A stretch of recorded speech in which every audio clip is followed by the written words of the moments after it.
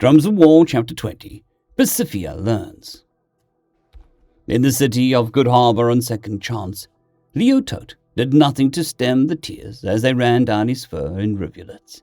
He didn't care who saw him, hunched over with his tail tucked. His cousins had worked a farm on New Catalonia, and he had just gotten the news. News in the form of the planet's shiny new hypernet connection being used to flood communications channel with footage of hundreds of thousands of grisly murders. Leo's kin among them. Chris was a traditionalist, and had chosen his humans, and where they went, Chris went. But nobody ever thought that anybody would kill him for it. People simply did not hurt Pacifians. After all, who had a Pacifian ever hurt? Even this flood of images and videos was clearly an attack on the Psycho Pacifica and the people thereof. The knowing did little for Neo. The knowing did little for anybody. It had only lasted 10 seconds, but he'd recognized Chris by face and voice, as he told the crimson-skinned killers to go away and leave him to his work. The sight of his own cousin's head being burned away would never be forgotten. Leo threw back his head and let out a bitter and anguished howl. He was not the only one. Some few hours later, Leo was obliged to sit in council. A rare thing, but in light of the fate of Madrid Nouveau, the council had been called by general request. The people did not know what to do, and Leo did not know what they expected him to suggest, but he fully intended to do his best. Also present were Bartend and Newt, and Leo had enough of his composure intact to be startled by the fact that he had forgotten that they were also councillors. The other 5 members, a pretty lab woman, a 7 nun, a man hunched over by age, a young woman with piercing salted pupil eyes, and a woman with grey fur around her ears and down her collar. "I have lost a family member," Leo began, as soon as it seemed to him that nobody else was willing to open discussions. "So bear in mind that my opinions are coloured by loss." "So are mine," said the old man. The deep long furrows in his eyes made the anguished look he wore look alien. A temporary deformity. "My granddaughters were there. Them and the doggo who called them his humans. As for me," the nun said with a trembling voice, "they were children of God. How could I not grieve an atrocity like that? I cannot think of any of us can be impartial in this discussion." "I do not think any pacifician can," Newt said, as he leaned over and gave Leo a comforting pat between his shoulders. "I thought something like this might happen," the young woman said. "Something so great and terrible that nobody could be impartial. So we might as well declare our biases. My name is Cory, and I am a Pacifica from the CIP world to find peace. I found peace amongst the peaceful, but I have seen the outside galaxy. It is rough out there." "My name is Penn," the old man said, with a considering glance to Cory. "I was raised here. I gave my children a peaceful life here, a life free from violence of others, from themselves. They continued the tradition, and we all know that there is a price to all things." "My name is Leo," said, "and Pacificia are my humans, my pack. I'll endure anything for my pack, for my humans, anything at all." Bertrand flinched as if struck when Leo spoke, but he merely introduced himself. "I am Bertrand. That which must be endured can be endured, but we cannot add evil to evil." The nun spoke. "My name is Catherine, and while God himself may revenge himself for the murders done, we are called to love even our enemies. We might be in pain now, but that is no excuse to not try to meet the expectations of the electorate.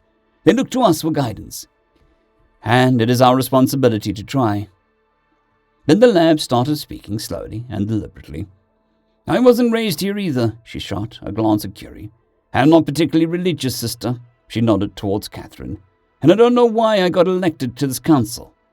Frankly, I'm still not clear on how things work here. All I know is that when I lived in the Republic, whenever a criminal did anything to hurt a pacifician, the civilians would howl with fury. The citizens are only a little more temperate, as the punishment for crimes against pacificians carried double sentences, like crimes against children. I came here because I had a belly full of fighting against the Invoc.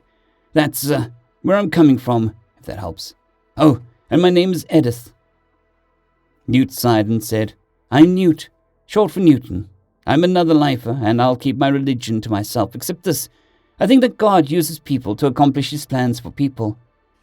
We plan, and he often plans differently. That, and I'm good friends with Leo, and I miss Chris too. I'm Jeanette, said the woman with the greying fur and deep wrinkles from her deep brown eyes. And my people have a troubled history. Despite this, or maybe because of this, Pacificia took us in, even when we fall short. Pacificia does not turn its back on us, and the Pacificians welcome us back into the fold. I am old, and I've seen Pacificia weather many troubles. This one hurts a great deal. The Republic is already at war with the Exarch, Edith began. We can tell the people that the Republic will... No, Penn interrupted gently. We all know that the Republic protects us, and so do many from the Coalition. But we should not give the appearance that we do violence by proxy. If it takes violence to protect our humans, Leo said, my people will carry the weight. Absolutely not, Kerry snapped, and very obviously worked to not bare her fangs. We couldn't ask the doggos to do that. Then she continued more gently. Besides, we all know you're loyal. You don't need to prove yourselves. Edith leaned towards Leo across the table and said softly, You do not know what you're offering. I promise that the weight is a lot heavier than you think. I did my duty. I protected my humans, but it hurt too much. I couldn't stay and accept their love. I couldn't stay where violence might come at any time from criminals. You don't want that for yourself, and you really don't want it for the rest of our people. Catherine smiled gently and said, It's a kind and brave offer, my dear, but no. The Republic has those called to defend, while we must walk a more difficult path. Newt snapped the table and said, But what is the path exactly? The people will despair if we tell them to just wait on the Republic. I have a notion, Jeanette began. This is, for the Exarch, a preliminary religious battle, and religion is something a person holds. Can we do something about how many of the Exarch hold their religion? Missionaries? Martin asked thoughtfully. There will be no shortage of Catholics, Catherine said sagely. Nor Protestants, Newt interjected. I don't know whether we should endorse a specific religion, Leo said, thrilled that his offer had been rejected, and even more thrilled to have an alternative proposed. It's not necessary for us to endorse a religion. Just offer support to the missionaries of any or no faith, Edith suggested. The mission would be to expose the Exarch to alternative systems of belief, Kerry agreed. It also gives the people something proactive to do that might help end the war, Penn said, his face brightening through the grief. Who should tell the people? Leo asked, and, to his chagrin, the other councillors looked at him. The next morning, Leo found himself under the scorching lights of broadcast studio, wishing that he could sweat. He took a deep breath, and then another. Then he wiped the tears from his eyes and took yet another deep breath, and began. Pacificians, second chances, friends, packmates. I'm here to talk about the terrible news we got about Madrid Nouveau. First, I lost someone personally, too, but I don't believe anyone lucky enough to have not lost a kinsman or friend in this massacre do not grieve the loss. They were our countrymen, and had you met any of them, like Chris, I do not doubt that you would have been fast friends. Look to your left and to your right, and there you find someone who also grieves. None of us grieves alone. The sudden and violent loss of our friends, kin, and countrymen has left us all reading. Know that none of them invited violence. Know that each of them held our ideals until the end. Some of you might be angry. For me, I am too sad for anger. However, I understand why you would be, though. You called the council to do something, to make it right. We cannot return the dead to life. Likewise, we will not inflict the evil of violence in retribution. It'll not sate your anger. We are, however, going to do something. Something that will require courage and conviction from volunteers. The Exarch attack us because of their religion demands it. They attack and murder all of those other than themselves to appease their god of violence and death. But if the Exarch people did not believe in killing for their god, but believed in something else, perhaps they would not have attacked us. Perhaps we can make this a case in the future. Already, there are Catholic and other Christian missionaries preparing to travel in secrecy into the Exarch dominion to attempt to convert some of the population to their religion.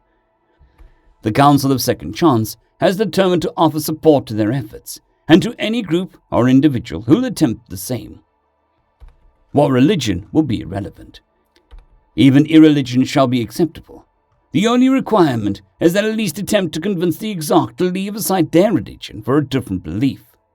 This is how we fight. This is how we will bring an end to this terrible war. There were many who answered the call. Some answered instead the call of the Republic. End of chapter. I'd greatly like to thank our Tier 5 channel members, Casper Arnholtz, John Creighton, Manatharia, 050, Dragzoon WRE, and Elijah Silvercross. Thank you very much.